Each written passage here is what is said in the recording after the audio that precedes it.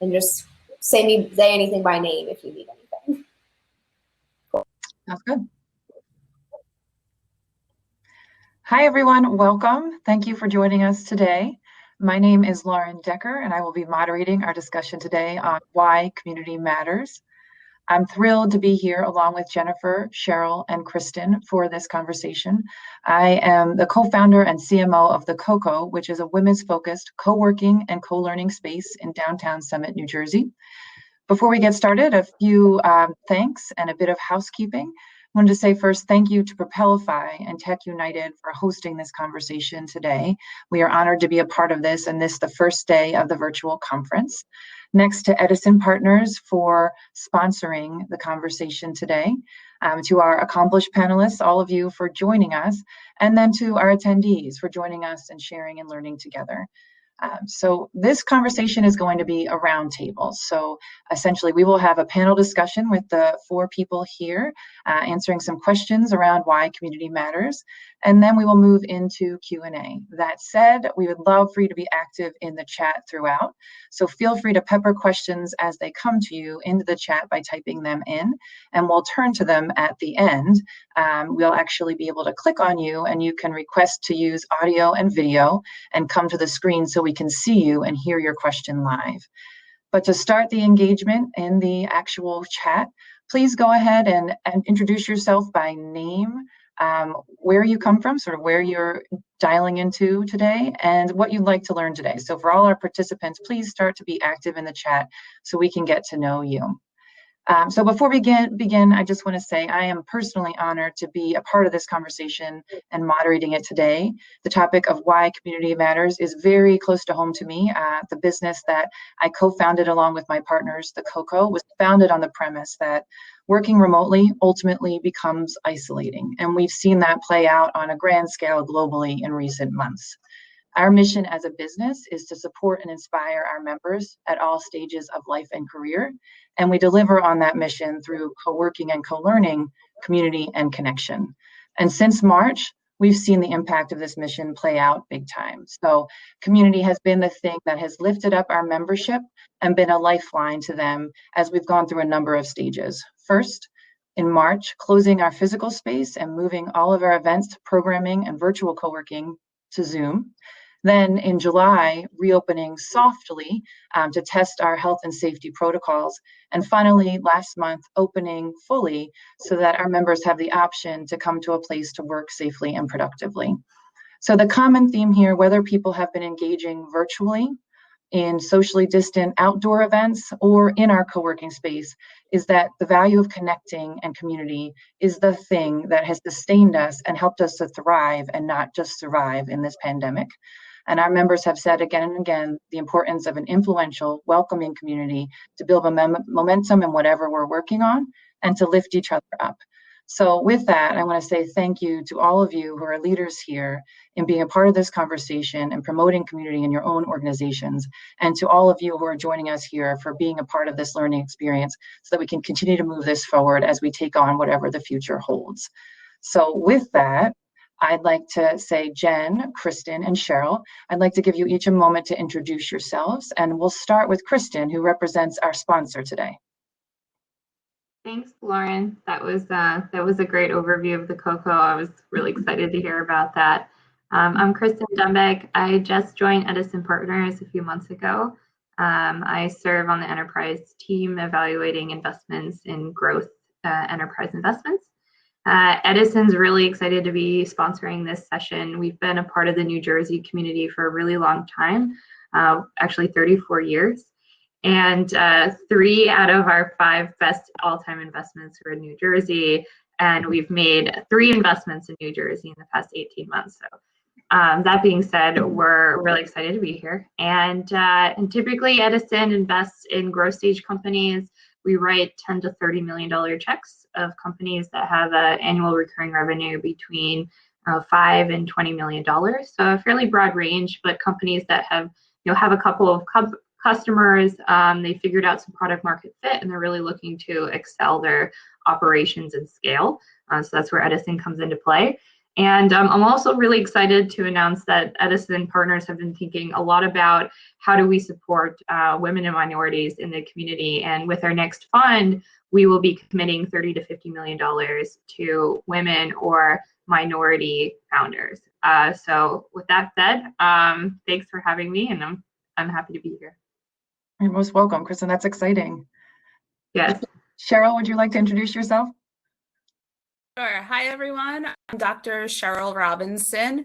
I am an international speaker. I'm an entrepreneur who has created the brand called Embrace the Pivot. I develop leadership workshops for corporations, and I am a regular contributor at Forbes Women, where I highlight women who have successfully pivoted in their careers. And I have a doctorate in organizational leadership. So thank you for having me. Oh, we're honored to have you. Thank you, Cheryl. Jennifer. Yeah, I'm Jen Chimick. I'm a partner in the Short Hills, New Jersey office of KPMG.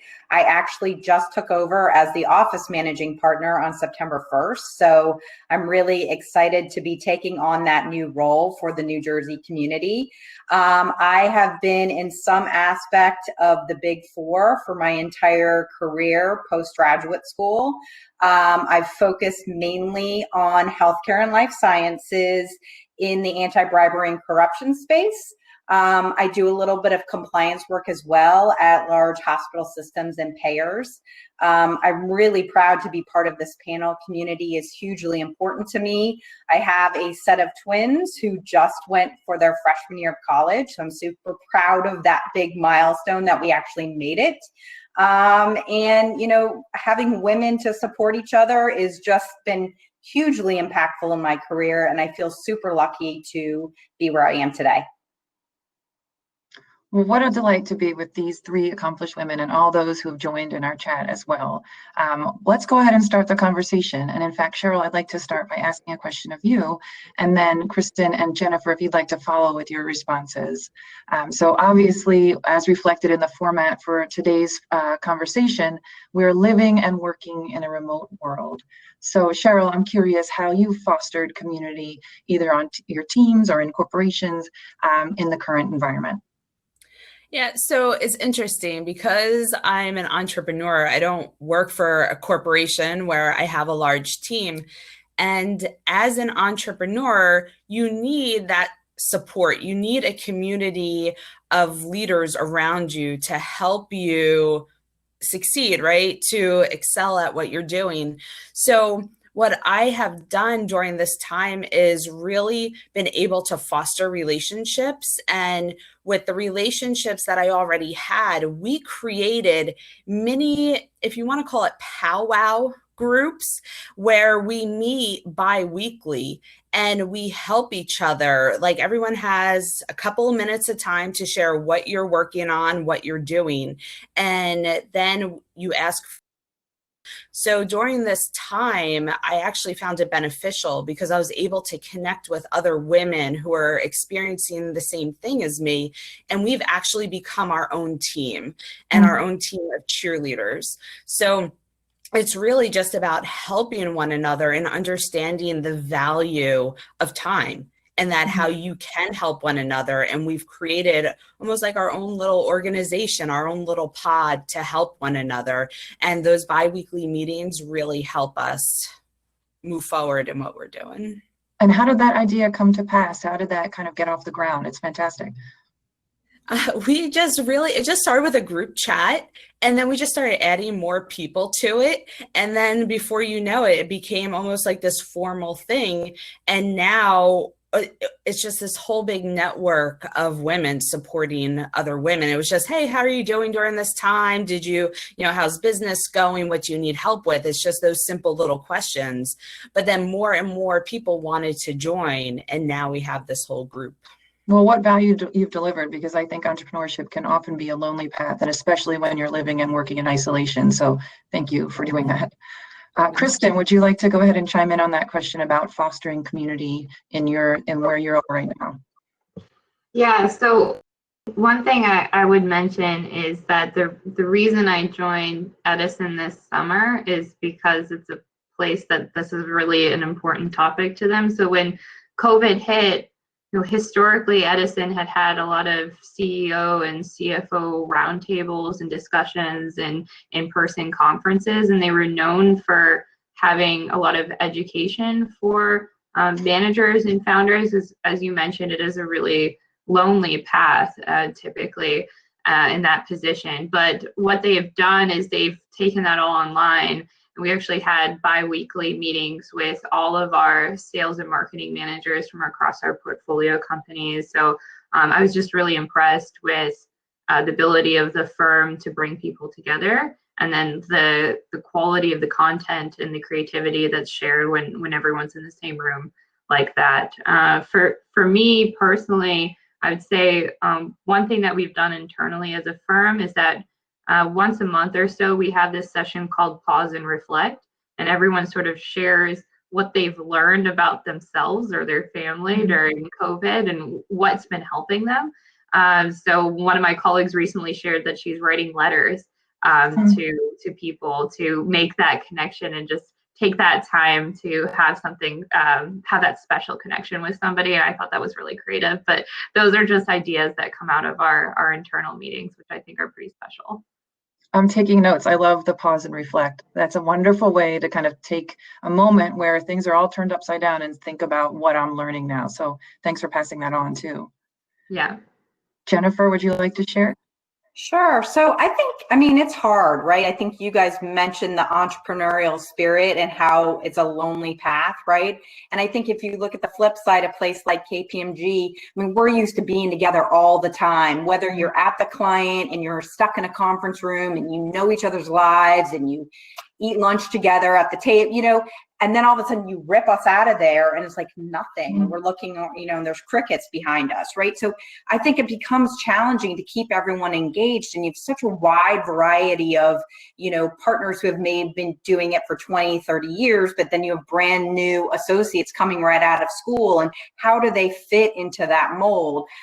So what we've done, I think, is a couple of things. I mean, obviously we've put together mini teams where you have a transitional coach kind of helping the younger associates of what you need to do, who you call, how do you submit your time, things that we take for granted as being something natural. But then the flip side, we're also trying to do get together type activities, which can be fatiguing as well. But whether they're Zoom happy hours or we do these scavenger hunts where you look for items around your house, and if you want to participate, great. If you don't have to. But trying to make it more fun. And one of the last things we did, it was like mid-September, we had a speaker come from Boston College who how to manage during this COVID time, whether you're caretaking for an elder parent or whether you're caretaking for children and trying to have to be on these Zoom calls, and what do you do? And I mean, we had such a great turnout. We have about 1,000 people in our office, and we had 500, and they stayed on the whole time. And I think it was just nice for them to be able to ask somebody who wasn't their boss, like, how do you deal with this? And they got to ask somebody who really focuses on managing time in these somewhat tense environments. So I love that. And Jennifer, thank you for saying the word fun, because I think one of the things that we took for granted in being able to show up somewhere in an office is just that's fun and sort of soul giving to be among others. So I'm actually going to turn back to you, Jennifer, for the next question, because you've shared a little bit about what you've implemented in your company in these times, but I'm curious how you think differently yourself about teamwork and collaboration now that you've gone through this. Well, so I think that's a great question. So I would say where we are today is that the world is going to look totally different than what we knew. So coming from, I would use the word a conservative or a structured environment of like an accounting firm or a law firm where there are hierarchical processes that you go through and everyone goes in the office when you're not at a client. I think we've proven that this works remotely. And so that entrepreneurial spirit you all are talking about almost can be pushed into our environments. I think what will happen though is how do you deal with the real estate footprint? How do you deal with people who want to be in the office versus can be in the office? I think so. We will have some changes going forward as to how we make ourselves still a community. I think the Short Hills office of KPMG strives to be that family kind of place where you really like the people you work with and you want to do the happy hours and the social events. So how do we kind of do that while we wait for a vaccine or while we wait to be able to come back into the offices? So right now what we're doing is trying to do things like funny videos where people get on and do a couple minutes and then somebody magically makes them look good on a video together, or doing name that tune, or doing events like trivia night, you know, that you might do at your parents' retirement place, something like that. So we're trying to make it fun that you want to join, and not everybody's a joiner, and we're okay with that. But those people who want to be tapped and say, hey, you want to come along? We want those people to come with us. So that's kind of what we're doing.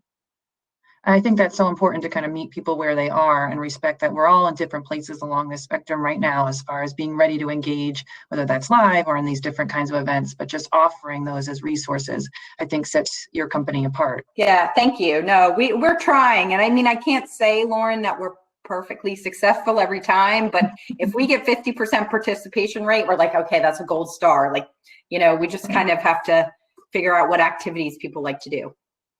Of course, and it's changing all the time. Yeah. So, Kristen, do you have other thoughts on that? How your perspective on teamwork and collaboration has changed in recent months? Yeah, you know, similar to Jennifer, I've worked in a fairly structured environment for most of my career. COVID actually occurred when I was in MBA school, so I have a pretty different working experience pre-MBA, no COVID, versus starting a job, joining a new team, moving across the country during COVID. So I've had to put in the extra effort to get to know people. I feel like one thing that's worked for me really well is, how do you take those spontaneous moments that normally occur by the water cooler in the hallway or in someone's office? How do I move that online? And so with my team, the first 10 minutes I get on a call with them, I'm like, well, what are you doing? What'd you do this weekend? How are you? How's your family? Someone, you know, like, I heard your nephew's coming over. How was that? So just trying to actually make the time to create that meaningful connection versus just blow past it and kind of like, well, this meeting's about this business topic, so we should move to that. Actually creating the time for that. And then also, you know, before business school, I'd never touched collaboration tools like Slack or like Microsoft Teams, versus now I'm finding that so integral to my daily life of just having this constant communication back and forth that's a little more chat-like and a little more like less formal. And, you know, one of our teammates just got married and she shared pictures on our channel. So having that place and that space to have that constant communication has made it feel to me a lot more like I actually know the people I'm working with, even though I haven't met any of them in person. Well, and it seems like you're mirroring that yourself, because you started this by saying, you know, I've just gone through a lot of change in this time, and the fact that you're then welcoming others to share how they're dealing with it, I think is probably very well received. Exactly. Yeah. And Cheryl, how has your perspective changed? So I feel that people are more open to collaboration now because they're not in that 9-to-5 mentality. So especially with some of the projects that I've been working on, people understand that, oh, if they're teaching their child, they can take that break from, say, 11 to 1, but they'll still get the job done or the project done. So I find that more people, especially entrepreneurs, because we've been home, we want to help. We're missing out on those events where we would collaborate with others. So now we're looking for that collaboration. So more people I've been reaching out to, people to me, and we've just been creating awesomeness, really, because everyone wants to be involved, especially if you're a freelancer or just starting out as an entrepreneur. So I find that through this experience, people have become way more open and way more resilient and understanding that, again, it's not that 9-to-5 mentality. You're home all the time. So whenever you can make that time, you do make that time to finish what you've started. Well, Cheryl, that's actually a good segue to the next question I wanted to ask.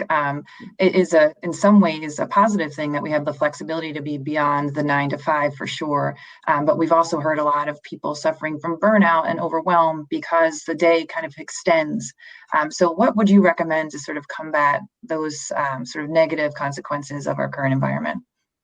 Yep. So what I do is I tell myself, okay, you're going to be working from this time period, and then I allow myself to take that break and watch a TV show, take my dog for a walk, go for a drive, whatever it may be that I find to bring me joy. I allow myself. I don't get caught up in, oh, now I have 10 hours or 12 hours to work. I still have to carve out that time because you do get Zoom fatigued. And sometimes now I'm telling people, please no Zoom. Can we just talk on the phone? Because I heard a doctor say that their eyes, people have been scheduling more eye appointments now because they've been on so many Zoom calls. So sometimes I do say, can we just hop on the phone call instead of Zoom? And that gives a break during the day. But I am a big believer in scheduling the time and allowing yourself to just be in that moment, not in front of your computer. For sure. And actually, before I turn it over to Jennifer to share, I wanted to say to Kristen, Cheryl, and Jennifer, obviously, if you want to comment on something that someone else said, just please go ahead and jump in. But Jennifer, would love to give you the chance to see what you've seen work to help people combat feeling burnout or overwhelmed given the current environment. Well, I loved what you said, Cheryl, the whole fact of scheduling that a time to allow yourself to take that much needed break. I think none of us expected to be here, 8 months later, whatever it's been. So I don't think people knew how to do that in the beginning. And I think in the beginning, I don't know, Cheryl, if you saw the same thing, but everyone had to be on video all the time. And you would see your boss go on video and you're like, oh, great, I got to go on video. So you'd like put yourself on video and maybe your hair didn't look the way it wanted to. And it's just so stressful that I think maybe about 6 weeks ago, we were all on this call and people said, no more. Like, we need to have breaks in the day where there's no video calls, where you can go from whatever, 10 to 12, and you're not allowed to schedule a video call because it gives somebody a chance to take a moment that if their child runs in or their dog is barking, to your point, you can just be on a phone call. So I think those are new challenges to our new reality. But I love how you say, you've got to schedule that time, because I don't know how you all feel, but I feel like I could literally work from 7 a.m. until I finally shut that computer at who knows what, because it just never stops because everyone's kind of sitting there. So I think I've forced myself to say, block a time in the day where you're going to try to go for a walk or walk on the treadmill or do whatever you're going to do just to give your mind that mental reprieve from the craziness of a long day. For sure. And I thank you, Jennifer. And I want to also point to the comments in the chat. So we're hearing a lot of great ideas in the chat as well. Cheryl, did you want to enter something else before we turn it to Kristen? Yeah, so real quick, it was so interesting. I was on this one project when quarantine first happened, and the leader of the team actually said, listen, I don't care what you look like, as long as you have clothes on, join the video. Yeah. Because so many people were stressing over, does my hair look okay? Oh, I didn't take a shower in a couple of days. And the leader, and the leader literally just said, I don't care what you look like. It's fine. Just join us, be a part of it. And I really appreciated that. So many times you would hear, oh, I'm sorry, I didn't do my hair, or the background, the dog. That doesn't matter. So you take that stress off of everyone, you're able to have a much better experience. Right. And I think in some ways that kind of is one of the things we're all learning through this is kind of bringing our whole selves to work. Once in the prior life, there was the version that showed up at work and the version that was at home with the dog barking, and now they're all together. So hopefully we can become more accepting of everyone. Kristen, before we move on to the next question, I wanted to see if you had any additional thoughts to add on this one. One thing that's really helped me is changing locations throughout the day. So I'll just pick up my laptop and I'll be in the kitchen, I'll be in the office, I'll be in a different bedroom. A lot of times I'll go on the deck and get some sun. And at first it was like, oh, people are, you're on the deck. I was like, yeah, I'm working from here. It's okay. So I think setting that precedence and having people are used to seeing me in different places throughout the house. And as time has gone on, everyone's found kind of a different way to get that time to themselves. A couple of people I work with take walks really frequently, so they don't even apologize for not being on video. They're like, yeah, I'm on a walk, and they take their calls like that. So I just being a little less apologetic for who you are, for what you need, and for taking the time and doing the things that work for you, I think is always best. So Thank you. Well, I think obviously we're here to talk about why community matters, but specifically the four women you see here today are talking as the perspective of women in tech. So I want to shift gears a little bit and talk about how we can support each other. So specifically in your own worlds and your own organizations, how have you seen good examples of women celebrating one another's achievements and promoting one another's growth? Jennifer, let's start with you. Yeah, so I think we have always been, or in the last many years, a woman promoted company. We had our chairman was a female.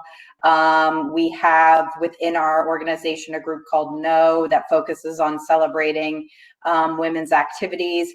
But then we also started seeing how there's so many more important things beyond women supporting women. I think we've kind of mastered some of those challenges, but we also are looking to the other groups. So we have basically resource groups within our organization, and you can belong or not belong for whatever the reason would be, whether it's aimed at veterans or Asian Pacific Islanders or abilities in motion, different types of activities where we find a common community amongst ourselves and say, hey, join us, come read with us for kids at Newark elementary schools. Like, come join the community and let's give back to others, as we've been so fortunate to be where we are today. So I think we are very big in the community focus. We have a day where you can give your community service hours.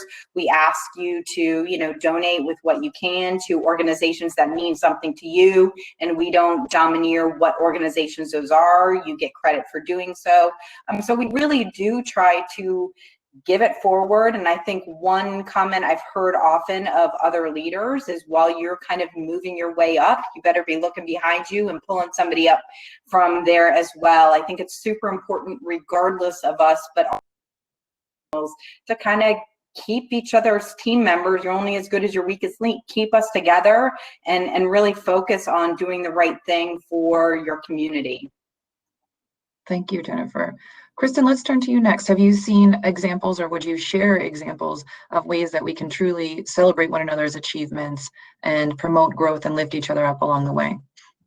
Yeah, I mean, I think there's so many examples, this conference being one of them, to be frank, that women do come together to support one another. I'm a big fan of All Raise Network.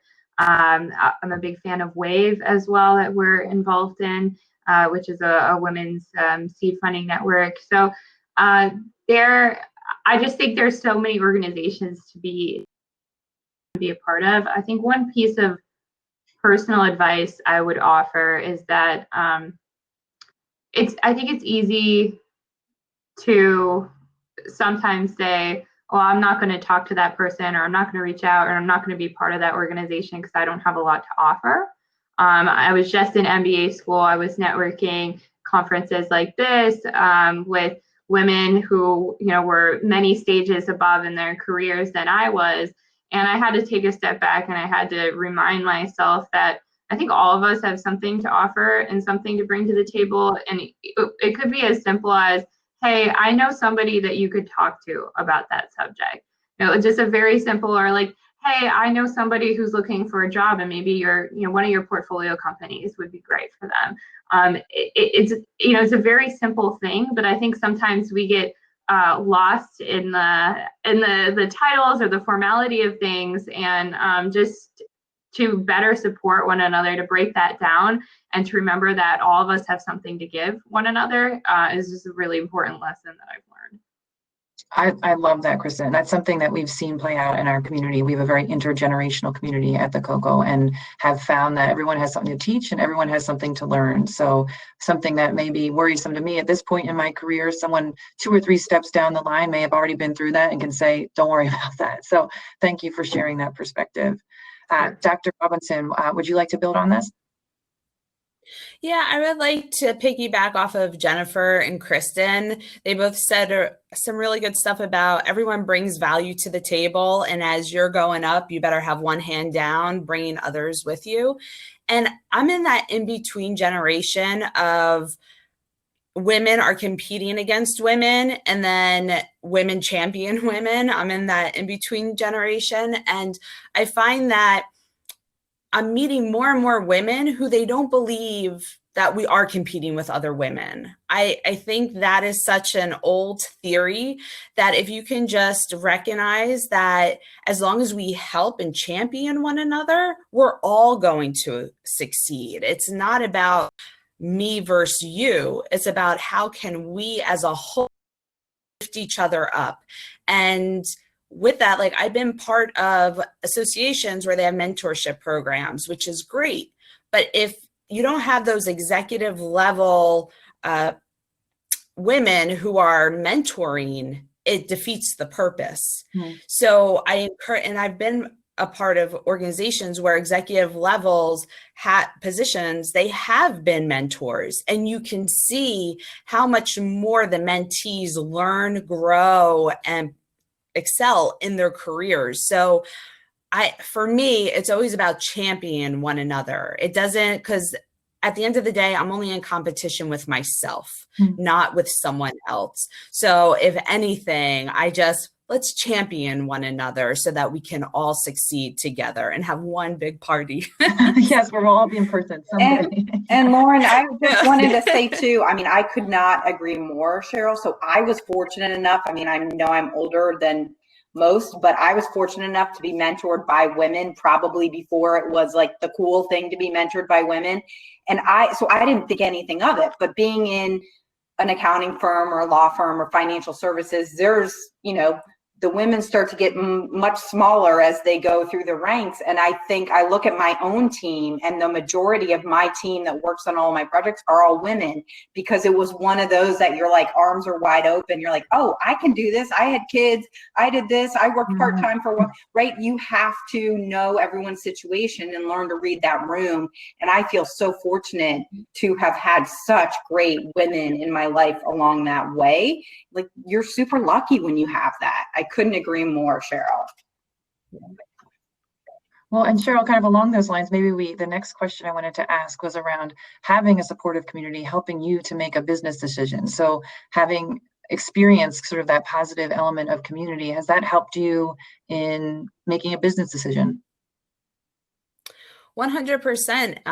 COVID is a great example. So literally right before COVID, I signed a big contract. I signed the contract, submitted the invoice. 2 days later, we are on quarantine.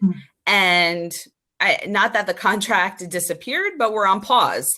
So through being able to, as I said before, like with the group chat, getting those other entrepreneurial women around me, when I was down saying, what do I do now? These women said, they reminded me, here's what you're good at. Here's who you are. This is how maybe you should proceed. Think about X, think about Y. And it was because of them that I am now right where I want to be. And I didn't lose that traction in the beginning. So definitely, women, like having that support team is so important. I can't stress it enough, but it really, like, COVID was a great example of how women were championing women and helped me get me back on the track and not lose that traction or that momentum that I had gained right before COVID hit. That's awesome to hear. I'm glad to hear that. Kristen, can you share an example of a time that having a supportive community made a difference in either a business decision or a business success that you had? Sure. So my prior firm was called Hamilton Lane in Philadelphia, and they're a private equity firm. And I started there right out of undergrad, and I started on a completely male team, no women, and I think it was 22 men and me. and so I started asking questions. I was like, why aren't there more women in private equity? Why aren't there more women on this team? And like I got some shrugs, and I found other women in the organization. It was a 200-300 person company. That I found other women that, you know, they weren't working on what I was working on during the day, and they weren't on my team, and I didn't report to them, but they were just great advocates and great thinkers of like, how do we think about this problem? And so I went to them, I asked them if I could study women in private equity, and they're like, yeah, sure, I'll help you with that. We put a proposal together, started studying like why women aren't on a lot of private equity teams as managers, as investors. Submitted all of our findings to senior management, and like, then what? I was so eager. I was young, and I was like, why aren't there more changes? But what I learned being there, I was there a total of 4 years, is by year 2, there were baby steps, and we had a women's group that we formed in the organization. And then year 3, actually my study informed us tracking female managers in the community. So there was actually a change that happened, but it took 2 years. And then year 4, we had all these other diversity initiatives that we would bring college students on campus and teach them about the career and think about these things. So I learned that 1, Rome wasn't built in a day. And 2 is like, as long as you have like female advocates and good culture and good community and people who are open to receiving new ideas, it might not happen overnight. But that's a sense that like, okay, keep putting ideas forward, seek out those mentors, and it will eventually happen. Absolutely. And I think, you know, someone once said, what gets measured gets done. So the fact that you started the wheels in motion and then it became tracked, then, you know, as you've gone on to other things in your career, that you're continuing to make an impact there. So fantastic. Well, and Jennifer, on that same question, would you have anything you'd like to add? I mean, I agree, Kristen. I think that's super important. I think the change over time, right? I think we're seeing change throughout the business community. I too have worked in the private equity space, the deals, the M&A space. It's you know, I think your industry sometimes breeds how many women are in there or not. I mean, being in healthcare life sciences, I think there's a lot of women in the big pharma companies and the hospitals. And so maybe that was easier for me to find those women mentors. But I think when you look at financial services or maybe even tech, right, there might be less of them. But to Kristen's point, you got to find those 1 or 2. To our point of grabbing the one when you're going up and you're pulling the person along with you, just have to find a few that you bond with and you gel with, and people will help you. And I think the one thing I've learned, and I try to tell, you know, young college students coming out, like network, even if it's your parents' friend, your old boyfriend's mom's coworker, like network, because that's how you make things happen. And that's how you get the jobs and the opportunities, or at least from my perspective. Well, Jennifer, I think that's a really great segue to our last question before we turn it over to those on the call so that we can hear some questions. But networking is certainly one call to action or idea that participants here can take with them into the future and learn from this session. So I'm going to ask each of you to kind of share an idea along those lines that folks here can take into the future. I'll start with Cheryl and then go to Kristen and end with Jennifer. Cheryl, do you want to start? Yeah. I had to learn very quickly that you cannot please 100% of the people 100% of the time. So when you're in a decision-making role, understand that you are going to upset someone. You're not going to use someone's ideas this time, but next time can be different.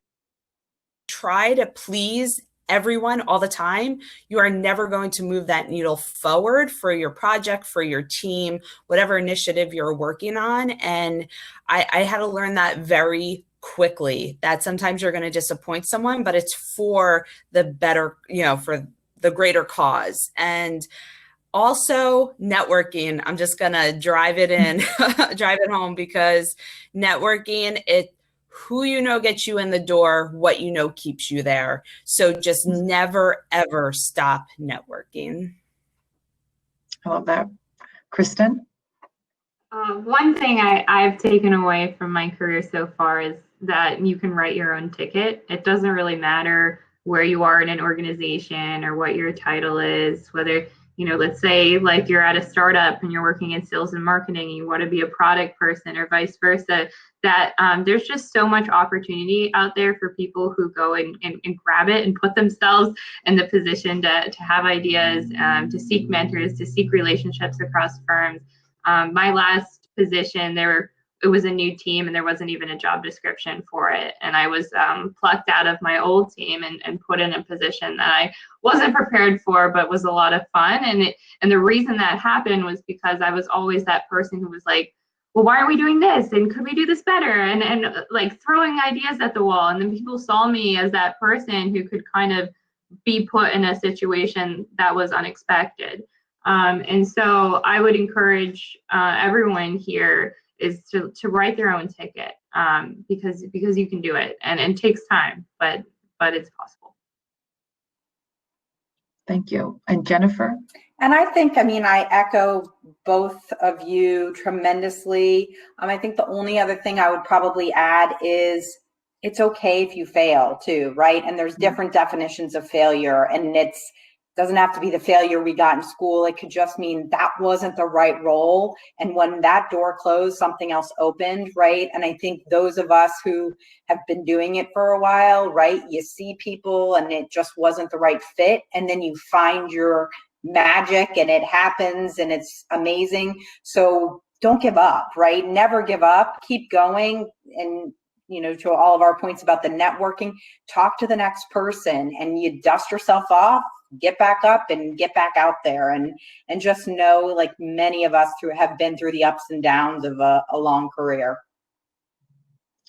Oh, I'm inspired to hear that, Jennifer, and I'm inspired by all of you, and I feel the energy and your commitment to lifting others up. So thank you for sharing your insights and experiences so that together we can learn how to be our best selves at this time.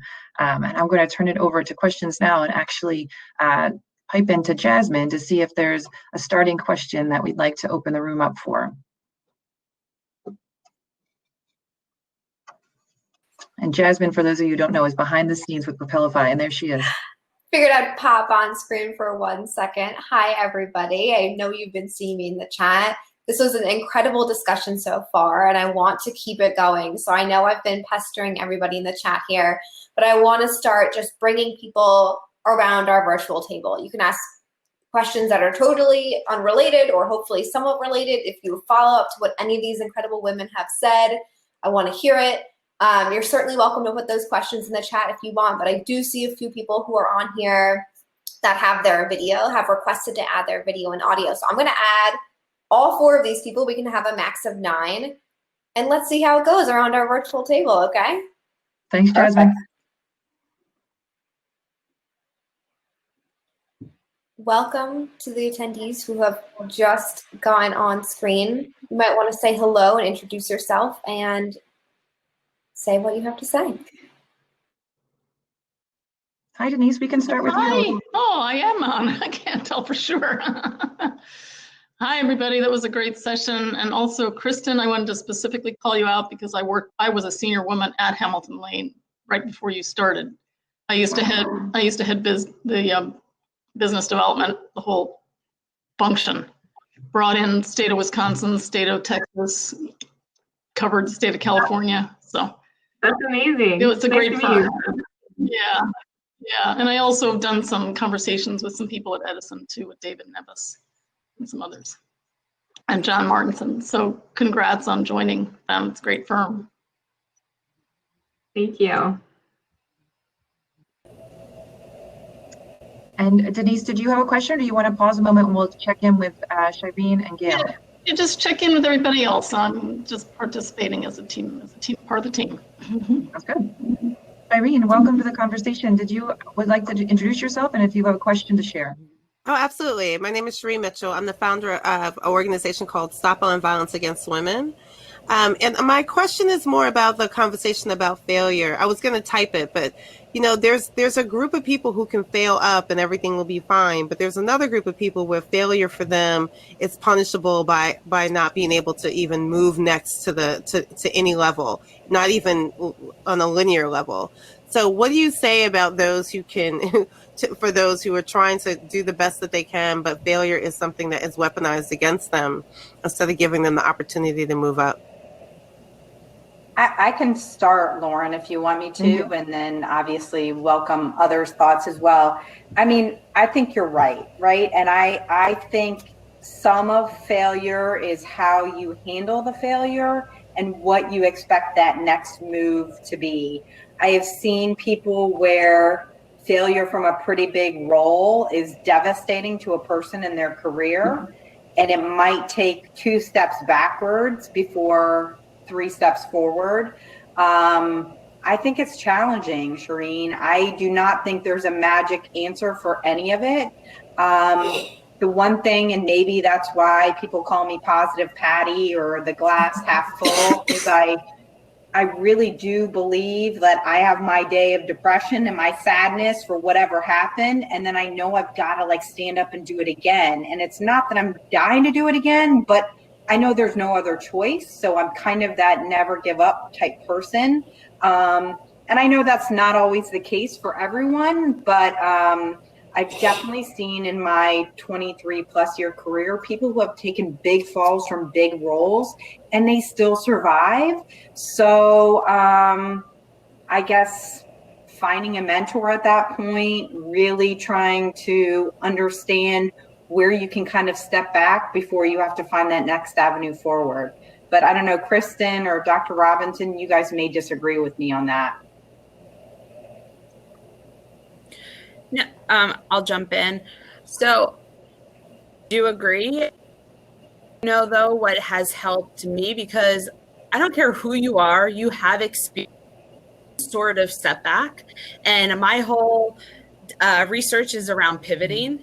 And to me, that failure is just called pivoting. And what pivoting is an opportunity to move on to plan. But some people, like you said, they just can't get over it. So what has helped me is make small, attainable goals that you can to help build up that self-confidence. So I'm just going to throw an example out there. Maybe, okay, let me gain 5 more Instagram followers. And again, I'm just making this up, but okay, this week I gained 5 more Instagram followers.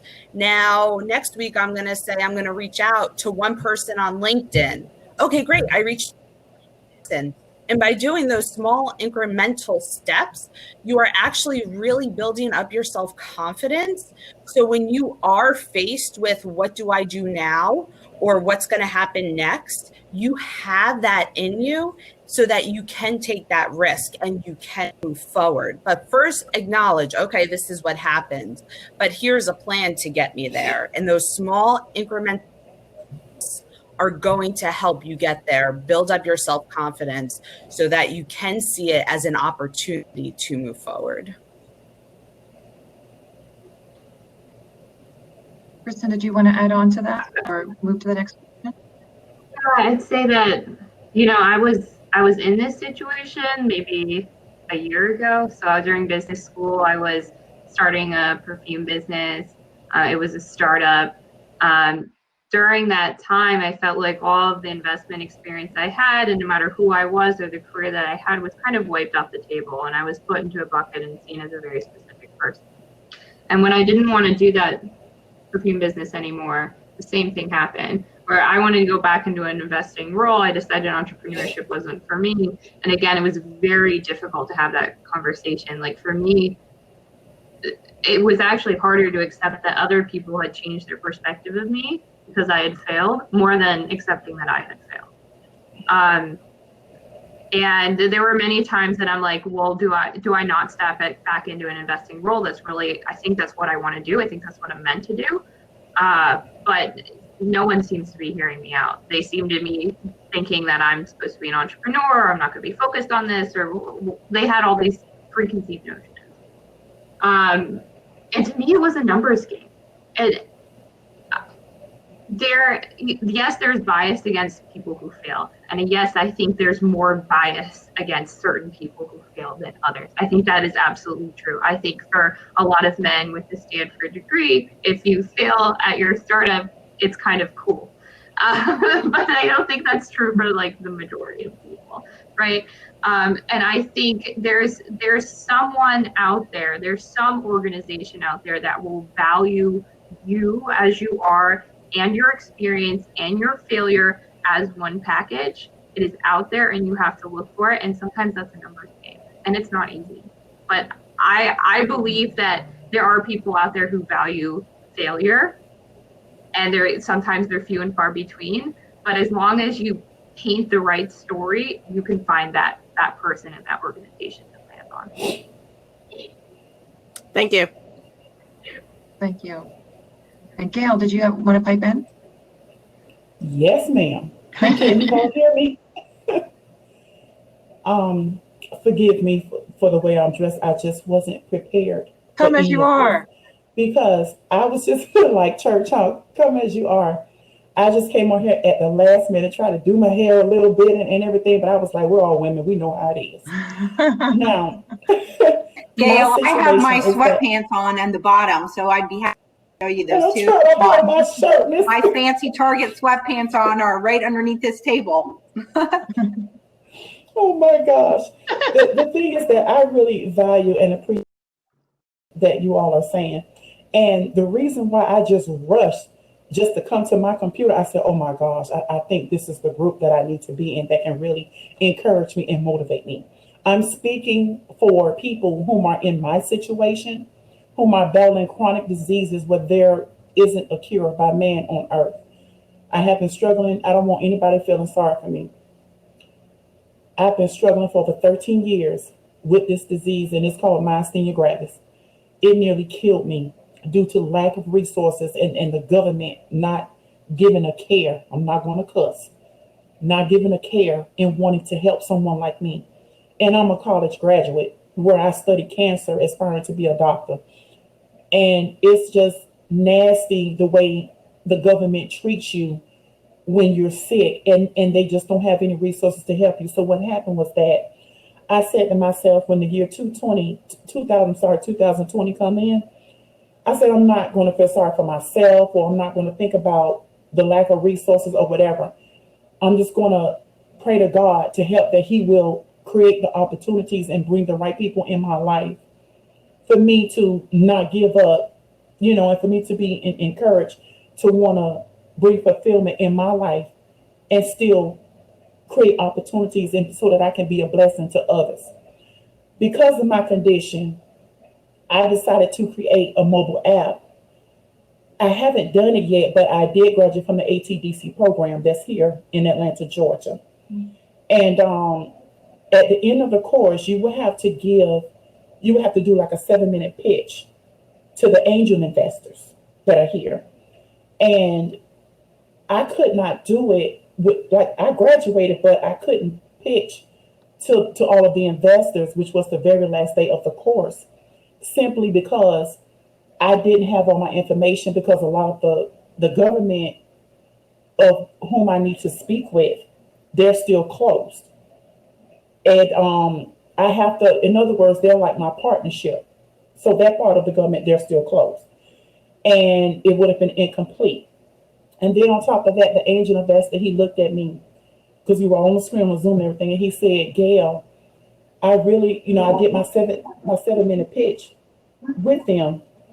And he said that, Gail, I appreciate how you use your medical history behind this, because I'm creating a mobile app that will help benefit police officers as well as the disabled when it comes to handicap parking. And he said, I will use your app, but I'm afraid that if I give you $1 million, you would be in debt.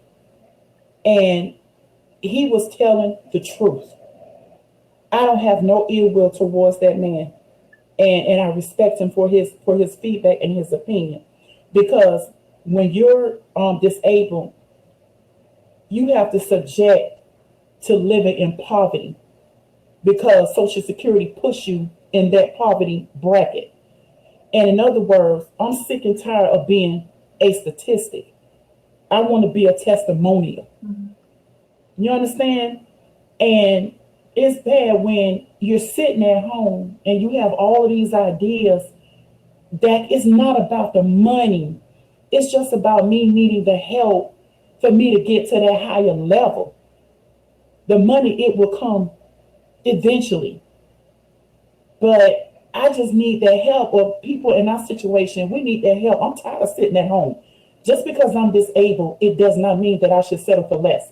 I should not be receiving a $300 to $400 check a month. That is ridiculous, and that's not enough money for living expenses or for food. Yeah. But my thing is that with organizations like this, I hope that you can help me to get to that next higher level. Like, what's next? Okay, I have an idea to create a mobile app. Okay, I can't go to an investor because then I'll be in debt. So what's next? And how I can get my idea out there? What do I need to do, a video to make it go viral? I mean, what who can help me? Like, what's next? Well, I salute you for asking for help as the first step, because you don't know, once you say to people, this is where I am and this is where I want to be, help me get there, what ideas might come out. So I salute you for, from where you're sitting, joining this forum just to get the ideas flowing. And who knows who you'll meet through this forum, whether it's this one or one of the others that you join, that might be the thing that'll help you get unstuck from where you are right now. So I'll start with that. And invite the other folks on the panel to share other thoughts or ideas to support Gail.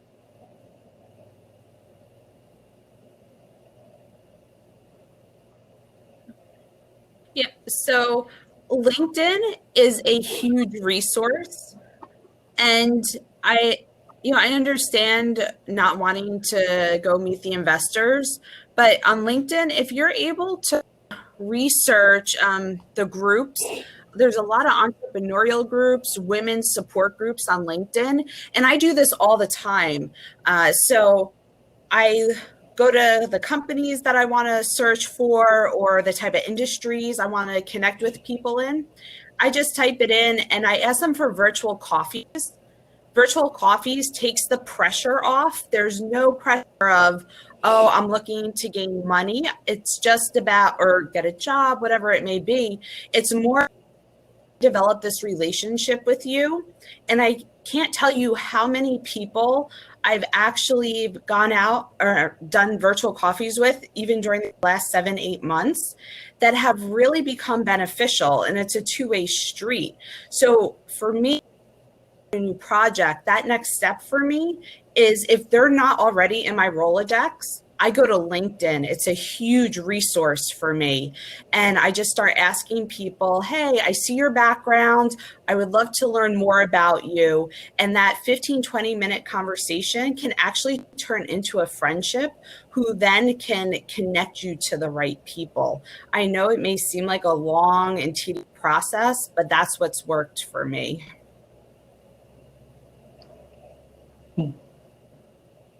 Kristen or Jennifer? I'm sorry, Lauren. Go ahead, Jennifer. I would also think, and I'm not a tech person, so I don't really know how to build an app. I mean, I know how to use the apps, well, for the most part, but I would think there has to be someone we could find, whether it's through LinkedIn, whether it's through Facebook, whether it's through one of those avenues, that to the point of connecting on a virtual coffee, that you could at least talk to them, colleague to colleague, about how did you make it work? I mean, I know some of those people are super successful in creating these apps. So to me, it's now the point of, and again, maybe I'm totally naive because I'm not a true, app developer. There's got to be somebody who says, how do you go from step A to step C? Like, what did you do in the middle for B? And I think we've got to be able to find somebody through one of these channels that knows someone who'd be willing to chat with you, like through some sort of virtual coffee. There has to be organizations or support networks or something for people kind of with that entrepreneurial spirit on the app side of tech development. I mean, I see it on Shark Tank, so it has to exist somewhere. Well, let me Kristen just entered one into the chat too. Oh, perfect. Gail, do you see that? And there's a great group on Facebook. Oh, so real quick, there's a great group on Facebook called Women Helping Women Entrepreneurs, and people ask those types of questions all the time, Gail. So it's free group. I highly recommend joining it. I'm part of it, and people ask those types of, and the members answer them back. Okay, I appreciate it. I know that you all can understand my frustration.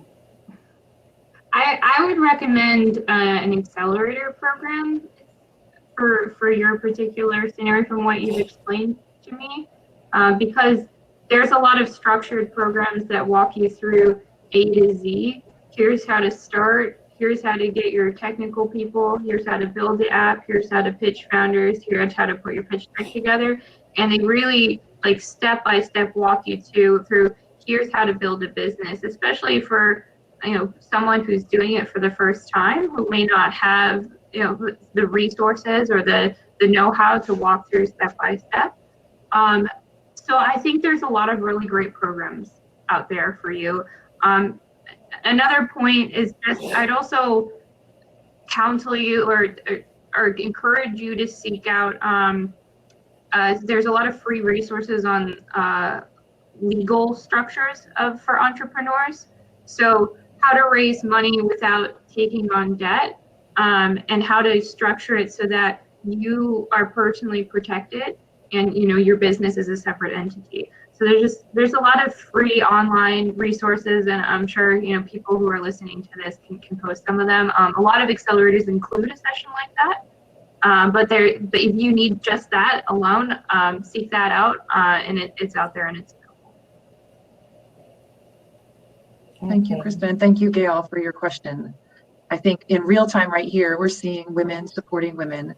And I'd like to see if from those who are joining as participants, if you have other examples of women supporting women to share, whether it's bringing an app to the market or helping you get over a similar stumbling block, feel free to share them in the chat, or Jasmine can help you go live to be in the conversation. Kathleen Corviello also mentioned a program in Newark that is an accelerator that you might be able to consider as well. I know that Kathleen and the NJEDA have a ton of programs for starting small businesses and supporting them.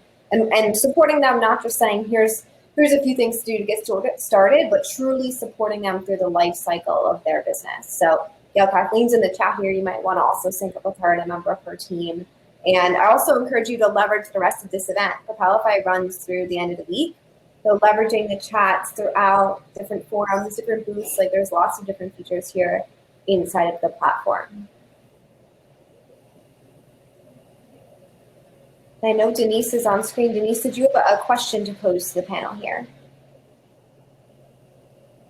I really have a specific question. I did want to tell Gail that one option, if she wants to test her community, is that our platform, connective.network, is a community technology, and it combines all the features of, it's like combining LinkedIn and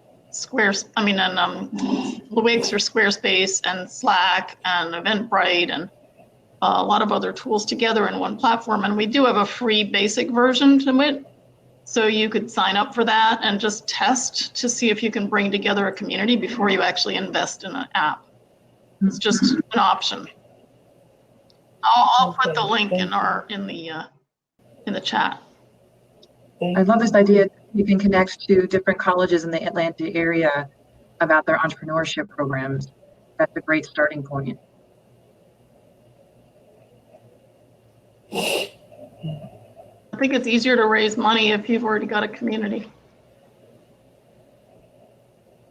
And you can prove that you've got interested people. There are people that I know. I mean, I was in the movie and music industry when I was a teenager. I've done music videos, but I've never done a movie. However, I still know these people and they're celebrities. And it's like, one of them is Rick Ross. I mean, we used to talk all the time.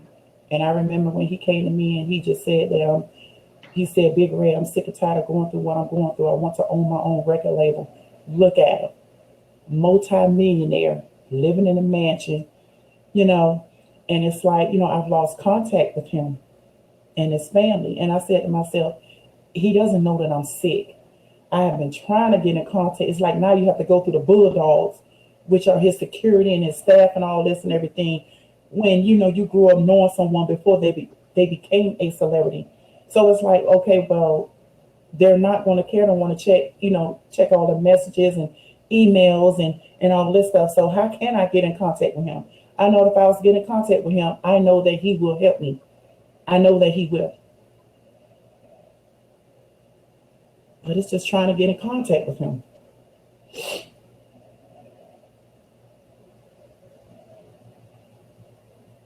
Now I have to worry about trying to raise up the money on my own, which isn't going to be easy.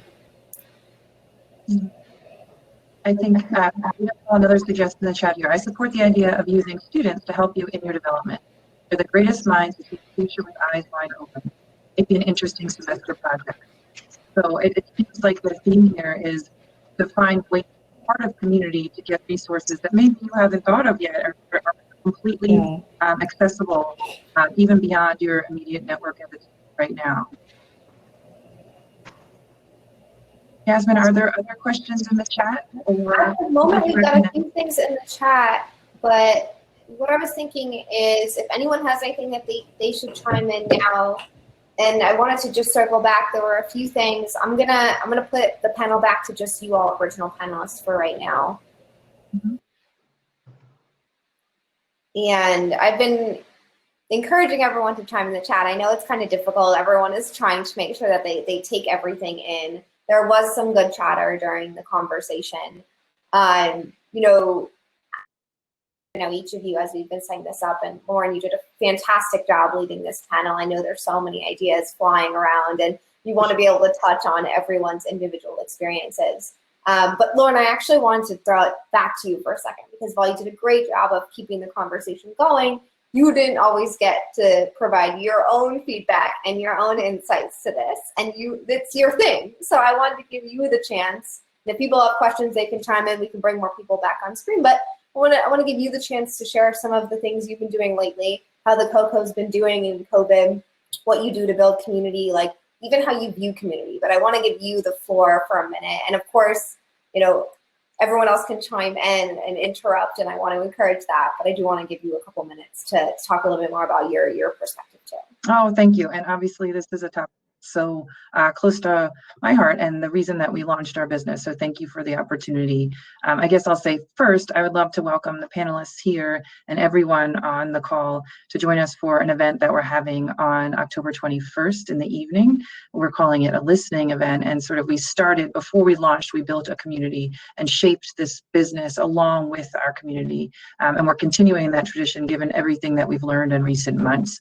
So it's a free event. You can go to our website, thecoco.com, to join at 7:30 p.m. on the 21st. And it's our hope to have a conversation similar to this one, leveraging all of the ideas that women have about the best way for women to support women, so that we can continue to reinvent and evolve our community to serve what women need right now. So I'll share that as a takeaway. And I think what I keep hearing from the group here is the importance of kind of meeting people where they are right now. And I think that's really what we've learned over the last several months. We've had to pivot our business several times, from a physical space with the community to a purely virtual community to now a physical space. And I think in our marketing and in our engagement with our membership, it's really where we respect where you are right now, and we're here as a resource. If you need us here today or 2 years from now, we're here as a resource for you. And I think one of the things that came up on the call is, when you're managing Zoom fatigue and the different pressures of this current environment, to take breaks and kind of refresh by taking breaks. But we've also seen, as the flip side of that, is people are having a hard time focusing. So we've offered resources both virtually and in person to help people focus and be more productive. So I think having a community of supporters to keep you not just accountable, but engaged. So whether that's through virtual co-working, where it's surprisingly productive to be on a screen with others who are cheering you on, or co-working in person in our space where it's socially distant and you have an opportunity to really focus in the time you're there on your work and then go home and resume your life there. So I think community looks different for different people for different reasons right now based on where you are and what you're ready for. But we're one model that's there to meet you where you are. And I think we've gotten great feedback from our members along the way. And I know all of the organizations and individuals on this call are doing the same. One of the questions in the chat, which pretty well, which was just how is the cocoa helping women build connection during this time? So I know you did sort of walk through that already, but is there anything that, this is for the whole panel, is there anything that you've been surprised at that's worked really well during COVID to connect you either like to your colleagues, your team, or your whole organization, or even your network outside of work, like your friends and family? I can share an example that worked in my personal life, and then we've moved to the cocoa, and I'm curious, it's so simple. I'm sure many on the call have had the same experience, but pretty quickly into quarantine, I started doing socially distant walks with friends, many of whom are members of the cocoa. And that simple action of seeing someone in person and connecting with them, along with what we were doing in an online world, was what I think sustained us through a time that was very isolating. And now as a business, we wanted to move toward more live outdoor events. And so we have a weekly walking club where it's couldn't be more simple, but we all meet up at the cocoa and take a brisk walk in the neighborhood. And I think I've made connections that I wouldn't have otherwise perhaps even sought out, and understood people and where they're coming from in a way that I wouldn't otherwise. So that's something that wherever you are in the world, you can do. So I'll offer that as something that worked for me and is now part of our business offering.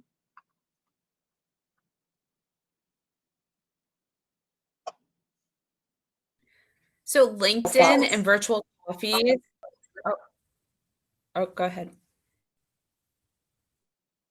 I was just asking who else has thoughts. Go ahead. LinkedIn coffees have been huge. I didn't realize how many actual friendships I would make from really a random LinkedIn message. And that has helped me with business, with the podcast that I run, and it build that community of women helping women. So yeah, I'm happy for virtual coffees. And I think we do the virtual coffee thing too. I think it's, part of our business is to develop clients and to find other projects for us, probably similar to you, Dr. Robinson. You're like looking for things. So what I've done is, as I have access to email lists, and even people that I found harder to get a hold of prior to COVID, now you have the ability that it's a 15-minute coffee. I never try to be too intrusive on their time. I do try to put 15 minutes. If we bond and hit it off, I say, okay, let me schedule something for 2 weeks later where we can talk a little bit further. But I think just kind of people being home and not having to do the commute and all these different things, they're more willing to take those few minutes to spend with you to that. Absolutely. And I'm seeing a lot of chatter about virtual coffees in the group. So it sounds like a lot of the organizations here offer virtual coffees. At the Cocoa, we offer virtual coffee and virtual co-working and a handful of other workshops that are offered online. So I think the common theme here is, whatever way you can engage, people are getting so creative to continue to engage regardless of the platform. So I think that's what really is the common theme through all of these comments. Definitely right. I mean, you all know I'm part of the team that puts Propelify together, and we've had a lot of stuff to get done. And what we actually started doing without even realizing it is just sitting on a Zoom call and not paying attention to each other. Just have this meeting open over here and just getting stuff done. Like, just to have the other person's typing in the background and maybe their music. I put my music through to the whole group before.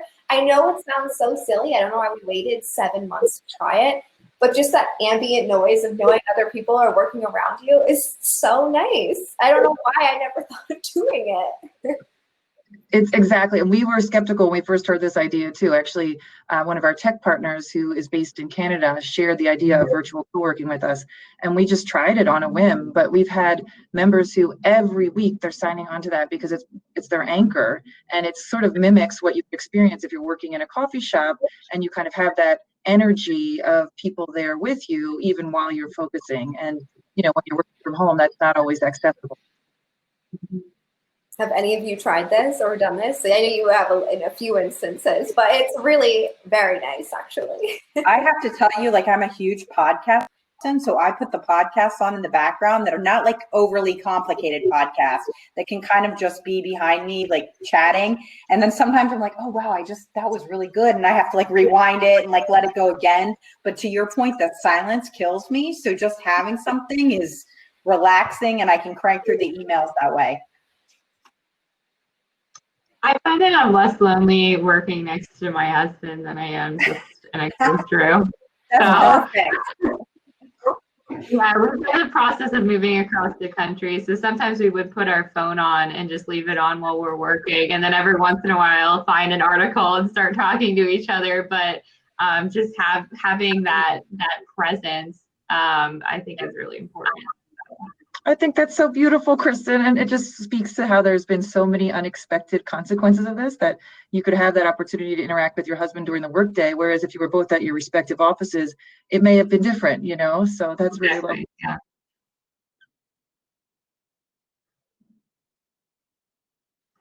Well, we're a couple minutes early, but if no one else has any other questions, I know there's a ton going on in the chat. And Lacey, I will send you the recording later, my darling. She is part of the Edison Partners team. I will get her a recording, and the public recording will be available likely tomorrow.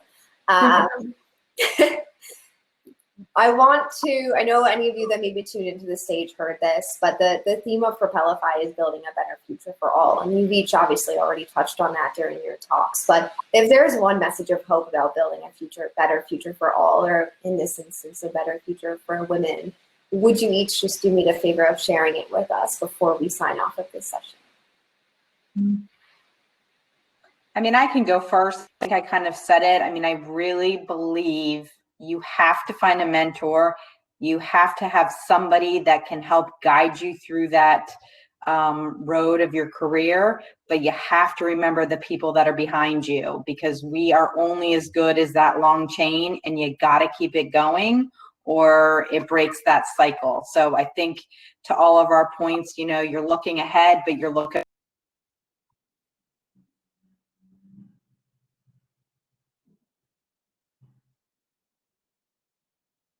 I think Jennifer froze. Are others frozen or just Jennifer? I think Jennifer. Jennifer, we'll hope your connection comes back, because I know that we want to hear the last part of what you're saying. Cheryl, do you want to give the next comment on that while we wait for Jennifer? Yeah. I know during this time, everything can seem overwhelming. It may be a little less now. For me, as I mentioned before, to create, like, breaking down that overall goal into small manageable goals really helps me stay. And I really make it a point to reach new people all the time, because I 100% believe in the power of your network. It's the quality versus quantity. So just break it down, network, and make networking intentional. You want to meet the right people, and you will get to where you want to go. It's 100% possible.